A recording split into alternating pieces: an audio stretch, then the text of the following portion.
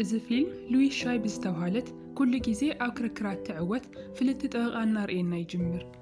ሓደ መዓልቲ ኣብ ስራሓ ንሚስተር ዣኦ ዝተባሃለ ሰብኣይ ትሕግዞሞ ንሱ ድማ ከም ምስጋና ናብ ሓደ ድራር ይዕድማ።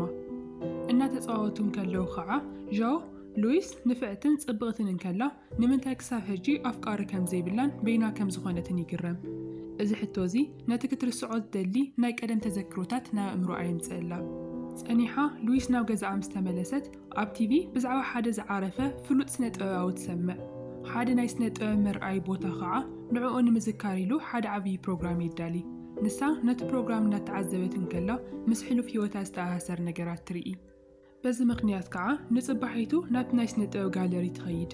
ኣብኡ ድማ ኩሉ እቲ ንርእቶ ዝቐረበ ነገራት ናይቲ ስነ ጥበባዊ ናይ ውልቂ ንብረታት እውን በብሓደ ናገበረት ትምርምር። ብሃንደበት ድማ እታ ዝጠፍአታ ናይ ውልቀ ደፍተራ ወይ ድማ ዲያሪኣ ትርኢ። ክትወስዳ እንተፈተነት እኳ እቶም ሰራሕተኛታት ምንም ዓይነት ንብረት ክትወስድ ከም ዘይትኽእል ይኽልክልዋ። ካብቶም ኣብኡ ዘለዉ ንብረታት ክትወስድ ትኽእል ብፍቓድ እቲ በዓል ዋና ከም ዝኾነ እውን ምስ ነገራ እቲ በዓል ዋና ክሳብ ዝመጽእ ሉዊስ ኣብኡ ኮይና ክትጽበዮ ትጅምር።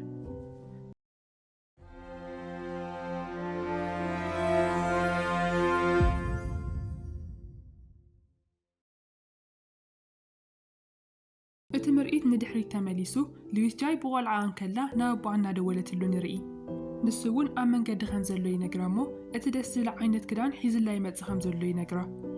ሉዊስ ብጣዕሚ ደስ ይብላ፣ ግን ድማ ተሓጎሳ ብዙሕ ኣይጸንሕን። ሽዑ ንሽዑ ናብ ሓዘን ይቕየር። ንሉዊስ ኣቦኣ ብሓደጋ መኪና ከም ዝሞተ ዝገልጽ መሪር ወሬ ይመጸን። ሉዊስን ኣዲኣ ሊንን በቲ ልቢ ዝሰብር ዜና ብጣዕሚ ይደሃላ። ንሊን ድማ እቲ ሓዘን ድርብ ሓዘን ይኾና። ምክንያቱ ሰብኣያ ብቻ ዘይኮነት ሲኢናስ እቲ ናይ ኢንሹራንስ ገንዘብ እውን ክትረክብ ኣይከኣለትን። ስለዚ ሊን ነቲ መሰለን ንምሕታት ናብቲ ናይ ሰብኣያ ሓለቓ ዝነበረ ሰብኣይ ትኸይድ። ኣብኡ ከዓ ምስቲ ሓለቓ እናተዘራረበትን ከላ ሉዊስ ኣብ ደገ ኮፍ ኢላ ናብ ሓደ ስቲከር ትጥምት ነይራ። ኣብቲ ሰዓት ሻንጉናን ዝተባሃለ ናይቲ ሓለቓ ወዱ ዝኾነ ቆልዓ መፅዩ መን ምዃኑ የፋልጣ።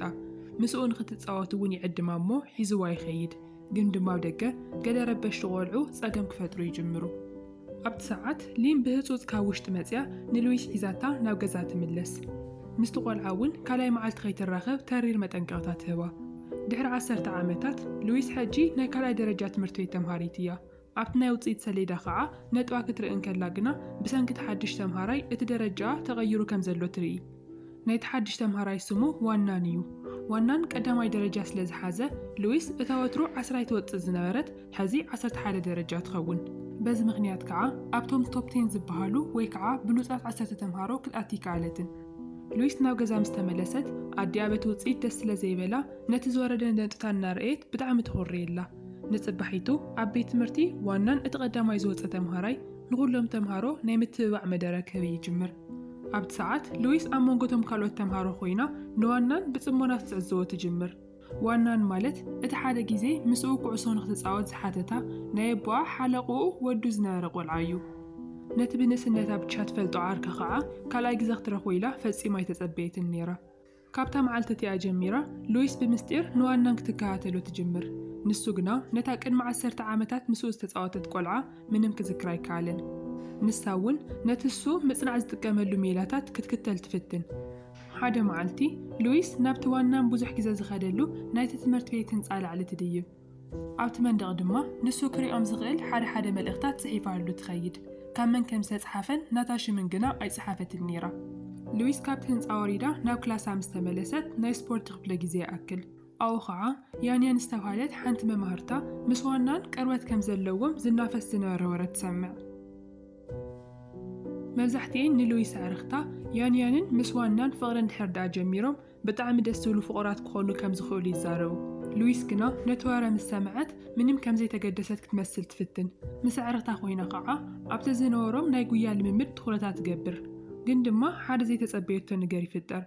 ጄን ዌን ሩዝ ዝተባሃለት ሓንቲ ዓርካ ኣብ ማእኸል እቲ ጉያ እናሃለወት ኣብቲ ሜዳ ማእኸል ትወድቕ። እቲ ነገር ዝተፈጠረ ከዓ ነታ ናይ ዕድለይ ትብላ ኣብ ኢዳ ተኣስራ ዝነበረት ክታብ ስለ ዝጠፍአታ ከም ዝኾነት ትዛረብ። ሉዊስ ክተጽናዕና እናፈተነት ካብቲ ሜዳ ሒዛታ ትወፅእ እንከላ ዋናን ብሃንደበት መፅዩ እታ ክታብ ኣብቲ ማእኸል ሜዳ ከም ዝረኸባ ነጊሩ ይህባ። ድሕሪ ዝተወሰኑ መዓልታት ከዓ ሉዊስ እንደገና ናብቲ ናይ ትምህርቲ ቤት ህንፃ ክድይብ እንከላ ዋናን ነቲ ንሳ መንደቕ ዝሓፈቶ መልእኽታት እናመለሰላ ይጸንሕ። ንሱ ምስ ከደ ከዓ ሉዊስ ብህፁፅ ነቲ መልሲ እምቢዋ እንደገና ካሊእ መልእኽቲ ትገድፈሉ። ቀስ ብቐስ እዚ ናይ ምስጢር ዝርርቦም መዓልታዊ ተግባር ይኸውን። ዋናን እቲ መልእኽታት መን ይፅሕፈሉ ከም ዘለዎ ላኳ ተዘይፈለጠ በቲ ነገር ግና ብጣዕሚ ሕጉስ እዩ ዝመስል። ካብኡ ተወሳኺ ከዓ ሉዊስ ብዛዕባ ዋናን ኩሉ ነገር ንምፍላጥ ትፅዕር ነይራ። ከመይ ገይሩ እቲ ናይ ምግቢ መትሓዚ ከም ዝጥቀም ወትሩ ድማ ኣብ ጥቑቕ ክትከውን ትፍትን። ሓደ መዓልቲ ሉዊስ ንዕርኽታን ንሓደ ናይ ትምህርቲ ቤት ምርኢት ልምምድ ነይርዎም። ንሳ ድማ ናይ ተኽሊ ክዳን ተኸዲና እያ ተቕርብ። ያንያን ናይቲ ጋንታ ቀንዲ ደራፊት ክትከውን እንከላ ንዋናን ከዓ ፒያኖ ንክትፃወተላ ትሓቶ። ሉዊስ እዚ ምስ ራኣየት ብጣዕሚ ቅን ስለ ዝተሰምዓ እታ መምህር ሓድሽ ደራፋይ ንክትመርፅ ሓሳብ ተቕርብ። እታ መምህር ድማ ተስማዕሚዓ እቲ ዕድል ንሉዊስ ትህባ። እቲ ዘሕዝን ግን ናይ ሉዊስ ድምፃ ጥዑም ስለ ዘይነበረ እቶም ሰባት ክስሕቕዋ ይጅምሩ። ስለዚ ናብቲ ናይ ተኽሊ ግድኣ ትምለስ ከላ ያንያን ድማ እንደገና ቀንዲ ደራፊት ትኸውን። ኣብቲ መዓልቲ ምርኢት ሉዊስ ንዕርኽታን ስራሖም መድረኽ ይቐርቡ። እቲ ምርኢት ምስ ተወድአ ከዓ ወይንሩ ዝተባሃለት ሓንቲ ጓል ክላሶም ብሃንደበት ኣብ ቅድሚ ኩሎም ተምሃሮ ንዋናን ዘለዋ ፍቕሪ ትገልጸሉ። ዋናን ግና ምንም መልሲ ከይሃባ ፍሽኽ ኢሉ ምስ ያንያን ሓቢሩ ይኸይድ። ወይንሩ በቲ ዝገበረቶ ነገር ኩሎም ኣዕርኽታ የድንቕዋ። ጸኒሓ እውን ወይንሩ ንሉዊስ ክትነግራ እንከላ ወላ እኳ ዘሕፍር ነገር እንተነበረ ንዋና ፍቕራ ብምግላጻ ግና ከምዘይትጠዓስ ትነግራ። ሉዊስ በዚ ነገር ብጣዕሚ ትግረም። ምክንያቱ ንሳ ንዋናን ዘለዋ ስምዒት ንብዙሕ መዓልትታት ብምስጢር ዓቂባቶ ስለ ዝነበረት በቲ ናይ ወይንሩ ትብዓት ትግረም። ድሕሪ ዝተወሰነ ግዜ ኣብ ክፍሊ እንከላ ምስ ዋናን ክትከውን ትኽእሎ ይትኽእልን ብጣዕሚ ስለ ዘጠራጠራ ኣብቲ ናይ ውልቂ ደፍተራ ወይ ድማ ዲያሪኣ ስምዒታ ኩሉ ዘርጊፋ ትፅሕፎ። ድሓር ብሃንደበት ዝናብ ክዘንብ ምስ ጀመረ ሉዊስ እናጎየት ናብቲ ናይ ህንፃ ላዕሊ ትድይብ። እቶም ዝፀሓፈቶም መልእኽታት ንምርኣይ እያ ደይባ ነይራ። ግን ዘሕዝን ነገር እቲ ዝናብ ነቶም ጽሑፋት ኩሉ ደምሲስዎም እዩ ነይሩ። ከይተጸበየቶ ንሳው እንከላ ዋናን እውን እናጎየ ናብቲ ህንፃ ላዕሊ ይመጽእ። ሉዊስ ግን ከይሪኣ ኢላ ብቕልጡፍ ብድሕሪ ሓደ መንደቕ ትሕባእ። ዋናን እውን ልክዕ ከምኣ እቲ ምስ ምስጢራዊ ሰብ ዝተለዋወጦ መልእኽታት ብዝናብ ስለ ዝጠፍአ ብጣዕሚ ይሓዝን። ብኻሊእ መዓልቲ ሉዊስ ንዋናን ኣብ ሓደ ክፍሊ ኮይኑ ሙዚቃ ፒያኖ እናተፃወተ ትሪኦ። ያንያን መፅያ ክትቀርቦ ምስ ፈተነት ግና ሉዊስ ቅንኢ ይስምዓ እሞ ገዲፋቶም ትኸይድ። እቲ ሽዑ ዝዘዋወር ዝነበረ ወረ ከዓ ያንያንን ዋናንን ፍቕረኛሃት ኮይኖም ዝብል ስለ ዝነበረ እቲ ኩነታት ዝገደደ የሰልችያ። ሉዊስ ምስኡ ክትከውን ዕድል ከም ዘይብላ ስለ ዝገመተት ንዋናን ረሲዓ ኣብ ትምህርታ ተተኩር ትውስን። መደባ ኩሉ ብትግሃት ሰሪሓ ናይቲ ትምህርቲ ቤት ብልፅቲ ተምሃሪት ምዃን እዩ ነይሩ። ብኻሊእ ወገን ግን ዋናን ነቲ ናይ ትምህርቲ ፈተና ሓዲጉ ምስ ያንያን ናብ ወፃኢ ሃገር ክኸይድ ስለ ዝመረፀ ኣብቲ ናይ መወዳእታ ደረጃ ተሰሪዑ ይተርፍ። ሉዊስ ሕጂ ናይቲ ትምህርቲ ቤት ቁፅሪ 1 ተምሃሪት ብምዃን ልክዕ ከምቲ ዋናን ዝገብሮ ዝነበረ ንኩሎም ተምሃሮ ናይ ምትብባዕ መደረ ትህብ። ዝኾነ ይኹን ዕንቅፋትን ውድቀትን እንተጋጠሞም እኳ ሕልሞም ከይሓድጉ ተተባብዖም። ድሕሪ ዝተወሰነ ግዜ ሉዊስ ካብ ሃይስኩል ተመሪቓ ሕጊ ንምጽናዕ ናብ ሓደ ፍሉጥ ዩኒቨርሲቲ ተኣቲ። ሓደ መዓልቲ ኣብቲ ዩኒቨርሲቲ ውሽጢ ብብሽክሌታ ናብ ዶርም እናተመለሰት እንከላ ሓደ ዘይተጸበየቶ ነገር ይፍጠር። ዋናንን ዕርኽቱን ፊልም ዝቐርጽሉ ዝነበሩ ጎደና ብጌጋ ተኣቲ።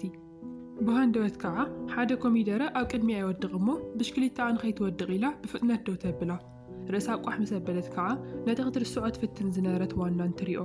ካብ ሃይስኩል ወፅያ ኣብ ናይ ዩኒቨርሲቲ ካምፓስ ክትረኽቦ ኢላ ፈጺማ ኣይተጸበየትን ነይራ። ገና እቲ ኩነታት እናተገረመትሉ እንከላ ከዓ ንዋናን ዓርኩ ዝኾነ ጂን ሚንግሩ መፅዩ ኣብቲ ፊልሞም ንኽትሳተፍ ይሓታ። እቲ ዝሰንበደትሉ ተፈጥራዊ ገጻ ንፊልሞም ብጣዕሚ ጽቡቕ ከም ዝኾነ እውን ይነግራ። ሉዊስ ግን ነቲ ሕቶ ነፂጋ ካብቲ ቦታ ትርሕቕ። ናብ ዶርማ ምስ ተመለሰት ከዓ ነቲ መዓልቲ ዘጋጠማ ነገር ኣብ ደፍተራ ትጽሕፎ። ድሕሪ ብዙሕ ዓመታት ንዋናን ብሃንደበት ብምርኣያ ኣብ መንጎ ታሕጓስን ሕፍረትን ዝተሓወሰ ስምዒት ይስምዓ። ንጽባሒቱ ኣብቲ መመገቢ ኣዳራሽ ምሳሕ እናበልዐት እንከላ ምስ ሚንግሩ ትራኸብ። ንሱ ድማ ምስኡን ምስ ዋናንን ኣብ ሓደ መኣዲ ኮፍ ንኽትብል ይዕድማ። ምስ ዋናን ኣብ ሓደ መኣዲ ኮፍ ምባል ቁሩብ እኳ እንተተሰከፈት ቀስ እናበሉ ግን ብዛዕባ ናይ ካልኣይ ደረጃ ትምህርቲ ቤቶም ክዕልሉ ይጅምሩ። መጀመርያ ከም ዘይትፈልጦ መሲላ ክትቀርብ ትፍትን። ንሱ ግና ኣብ ሓደ ትምህርቲ ቤት ከም ዝነበሩ ምስ ዘኻኸራ ናይ ያንያን ኣፍቃሪ ከም ዝነበረ ጌራ ከም ትዝክሮ ትነግሮ።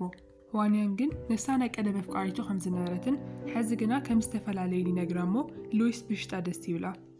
ቀፂሉ ሚንግሩ ኣብቲ ቐጻሊ ዝሰርሖ ሓፂር ፊልሙ ንኽትሳተፍ ምስ ዓደማ ምስ ዋናን ሓቢራ ቀንዲ ተዋሳኢት ትኸውን። በዚ ከዓ ብጣዕሚ ደስ ይብላ። ሓደ መዓልቲ ሉዊስን ዋናንን ኣብ ሓደ ክፍሊ እናተምሃሩን ከለው እቲ ፕሮፌሰር ናይ መለማመዲ ቤት ፍርዲ ንኽገብሩ ይእዝዞም። ሉዊስ ናይ ተኸሳሲ ጠበቃ እንትኸውን ዋናን ድማ ናይ ተኸሳሲ ጠበቃ እዩ። እቲ ጉዳይ ከዓ ምስ ናይ ኣቦኣ ዘጋጠሞ ነገር ዝመሳሰል ስለ ዝነበረ ብምሉእ ስምዒት ኮይና ትቃለስ። በቲ ተቕርቦ ዝነበረት ጥንኩር መረዳእታ ከዓ ንዋናን መልሲ ክሳብ ዝስእን ትገብሮ። ዋናን ድማ በቲ ናይ ሉዊስ በሊሕ ኣእምሮ ብጣዕሚ ይድናቕ። በታ ምሸት እቲኣ ሉዊስ ኣብ ሓደ ድኳን ናይ ትርፊ ሰዓት ስራሕ እናሰርሐትን ከላ ዋናን ብሃንደበት መፅኡ ብዙሕ ምግቢ ይእዝዝ። ንሱ ከምኡ ዝገበረ ብዙሕ ምግቢ ክበልዕ ደልዩ ዘይኮነስ ንሱ ክበልዕ ከሎ ንሳ ተወሳኺ ክፍሊት ንኽትረክብ ኢሉ እዩ ነይሩ። ሉዊስ እውን እዚ ነገሩ ተረዲእዋ በቲ ተግባሩ ስሒቓ ብቻ ትሓልፍ። ሰዓት ስራሓ ምስ ኣኸለ ነቲ ድኳን ክትዓፅዎ ሓጊዙ ናብ ገዛኣ የፋንያ። ኣብ መንገድን ከለው ድማ ዋናን ነቲ ስራሕ ንኽትሓድጎ ሓሳብ ይቕርበላ። ምክንያቱ ከዓ እቲ ዝወሃባ ክፍሊት ምስቲ ትፅዕሮ ዘላ ፃዕሪ ስለ ዘይመጣጠን እዩ። ንሳ ግና ነቲ ገንዘብ ንመዓልታዊ ወፃታት ስለ ትደልዮ ኣይተስማዕምዐትን። ድሕሪ ሓፂር ግዜ ሉዊስ ካብታ ኣብ ቤት መስተ ትሰርሕ ዓርካ ናይ ስልኪ ፃውዒት ይመፃ። ንሳን ዋናንን ከዓ ንምሕጋዝ ኢሎም ብፍጥነት ናብቲ ቦታ ይኸዱ። ኣብኡ ምስ በፅሑ ዋናን እቲ ነገር ቀልጢፉ ካረጋግዖ ይፍትን፣ ግን ድማ ቀስ ብቐስ ከዓ ንሶም እውን ናብቲ ባእሲ ይኣትዉ። ሽዑ ካሊእ ከቢድ ነገር ከይተፈጠረ ዓርሶም ንምድሓን ክብሉ እናጎዩ ካብኡ ይወፁ። ሓደ ምሕእ ቦታ እውን ይረኽቡ እሞ ኣብኡ ኮይኖም ይሕልፍዎም። ግን ድማ ድሓን ዝኾነ ምስ መሰዶም ከዓ ዝናብ ክዘንብ ይጅምር። ስለዚ ኣብኡ ተዓቂቦም ክፅበዩ ይግደዱ።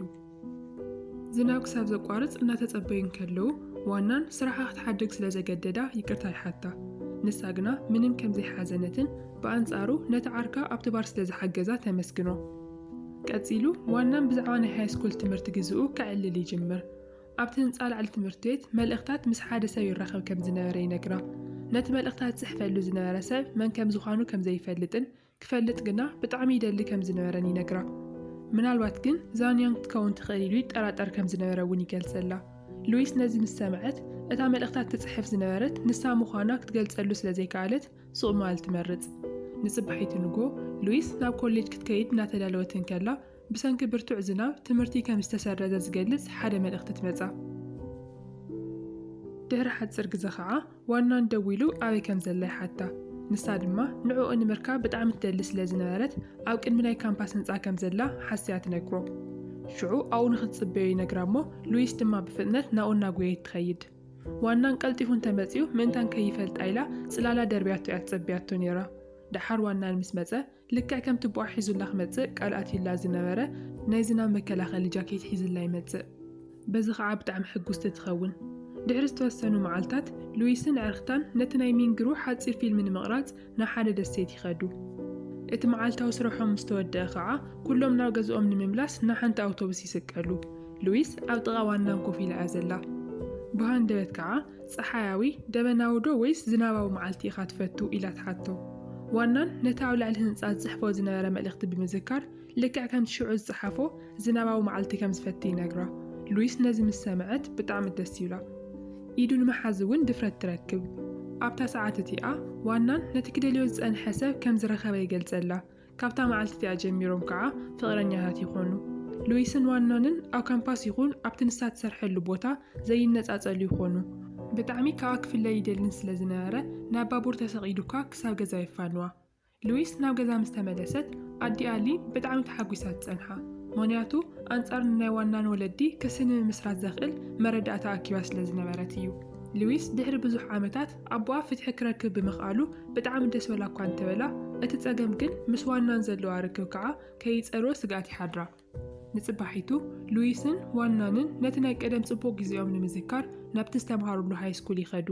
ትዝትኦም ንምሕዳስ ከዓ ናይቲ ትምህርቲ ቤት ዩኒፎርም ይኽደኑ። ድሕሪ ቀትሪ ናብቲ ላዕሊ ህንፃ ደይቦም ነቲ መንደቕ ዝፀሓፍዎ መልእኽታት ይርዩ። ነንሕድሕዶም ከዓ ከም ዘይረሳስዑ ቃሊታት ኣተው። ድሕሪ ዝተወሰነ ግዜ ሉዊስ ናብ ካምፓስ ክትምለስ እናተዳለወትን ከላ ዋናን ቀዲሙ ዝኾነ ናይ ስድራቤት ጉዳይ ስለ ዘለዎ ምስኣ ክኸይድ ከም ዘይኽእል ይነግራ። ንሱ ብዘይምህላው ከዓ ኣብ ሕድሕድ መዓልታታ ባዶነት ክስምዓ ይጅምር። ንሙሉእ ሰሙን ሙሉእ ወርኡ ይጠፍእ። ሓደ መዓልቲ ዋናን ኣብቲ ካምፓስ ብዝነበሮ ፅልዋ ተጠቒሙ ዝኾነ ጌጋ ከም ዝፈፀመ ወሬ ይናፈስ። ኩሉ ሰብ ከዓ ብዛዕባኡ ክዛረብ ይጅምር። በታ መዓልቲ እቲኣ ሉዊስ ኣዲኣ ሊን ኣብ መደቀሲ ክፍላ ተፅበያ እሞ ሃንደበት ስለ ዝኾነ ከዓ ብጣዕሚ ትስንብድ። لين أبت كسي كم استعوتت بسن كزي دما نوانا نبو ما سرتي كم استفردت نقرا أديو خعا بتنا دانيا وسانة بتعم سميدا بيزوتنا هوسبيتال توسد لويس إذا مستمعت بتعم ولا قادة سنتالا نوانا كيت سينو قنات سجق نعو أني مركب نابت هوسبيتال ناقوية تخيد أو قنا إتانا يكادم أفقاريتو زانيان مساديو نوانا نترخوا إتانا لويس دياري سارقتا جانيان يانيرا أمبيواتو خعا بزعا حلوف تاريخا سلز فلتت نوانا نخترسعو نسو تمرتو نمغتزال مسانا وزاك خيد كم زخونة نقرا لويس إذا مستمعت إتنوانا نمركب زنا رحل مقواريزا هيو تاخت قصل توسن نابتنا هزي قزنت نملس لويس أبت غالري إتا دفترات رخوا مسكافة التاقن وانان بزعات زحالة جيزي أو صحيفو 5 رايت بتعمد سنبد قدم عامتات زانيان إتانا لويس دفتر نوانان هيواتوني رايا وانان دمو نت لويس صحافته كل مسنبو ناورا كساكن دينا كبيت كم زنارن كساكن دي تفاتو كم زنارتني جنزن كاو هاي سكول مسوطت كعا أو ينا ينبرست خمت مهارة سنعو أو تقعان مخان بتشا أو أي مزقب وانان أبت صحفو بسانكة مونغو سدراويتهم زنوارة زقم كما يجيروخ قروا خم زنورو بتعمي جناق كم زنوارة يقلز نساخي فادت اتكعا بروحو قطراي كاتلانيرو وانان بسانكة ناي سدراويتو زقات أمو كبيت زقم تمرتو قاريتو نعا آتوم نمقلاي زراخو وسرح كسرح يجمر هزونجن كاورحو قوينو مكتتالو يقوارتن زانيان ناوز عنخ كير ولا كوانت عادمتو نسو قنا نتانا لويس دبتر مسنببا نايبعلو نتانت كمتسيلو نتنا تعدمو يتغبلون حزونجن زناب بزيزانوان قطري بزعبا تعود تطبق أزخونة لويس كم محساب عدي يوعلن ولا كوانو أن مغراب قرو سقاتات انت تسمعو كالا عدن تراخيو قنا منم كم زي تملتو قريتو تلاعيلولو نتوشتو زلو سمعيت كلو عبد دبتر تحيفو حدا معلت خمتن بوخعة تسبا يقبر وانان نورتو ناكوان كلو نتا بيت مرت زغارة صوا فيلمي زحازت كاسيت يرخوا نتا فيلم النارعيان كلو دما نتا زفكرا قوال بنافقوت نازكرة نوعاتو خعاقتو يكالن حدا معلتي بهاندبت كابت غالري حدا زاوعيتي مزلو اتنسو زهابة دفتر كوستوز دلسا كمز مزاد ما ينقروو بازي مغنيات كعا نابت غالر مسكدة وانان نلويس أو كلمة غالر خوينا يرخوا ولا كوا قرونا محفار سمعيت انتنوارة لويس نتقدم أبت مندغنا تمرتوية الصحافة اللي حازون تدقملو نسو جن كابزنا من العلي نعاخي يزفكرا كيلو تخكلن يا فقرين ناززلا لويس إذن السمعت اندقنا حابيرم كونو بمخالهم بتحقواز تملا بحافشا إذ تاريخ فقري نقولو عن كفاتات ساقيرو زيادة سانيعو كما تخمز غير يرئينا كل التسابات نتساقماتهم بحوار المفتاح سمعيتاتهم بقلتين مقلاتن قرص أنياتاتن انتخوينهم زي كال نقريلن انبار ناي لويسن ناي وانا ننزانتا أبز توديلو فوري كابزنا بزحية لخوينون رخيونا يوينا نسقمك كمزا عينت ناي روحو قزنا فوقات ويتزتا أقات إموكم يفلتلو أو تحتي أو كومنت متسحاف بوتا رأيتوكم تسحافولنا إذا فيديو ترجم زلوا خوينكم ترخيكم واقعا لايك بمقوار فقرهم قلاتولنا كمزي يوم زوالو مسات فيلمتات نمركاب دما سابسكرايب كيركم سدراويتنا تتنبرو عاوز غطس الفيديو حادش تاريخ حزنا خسان متسق سلام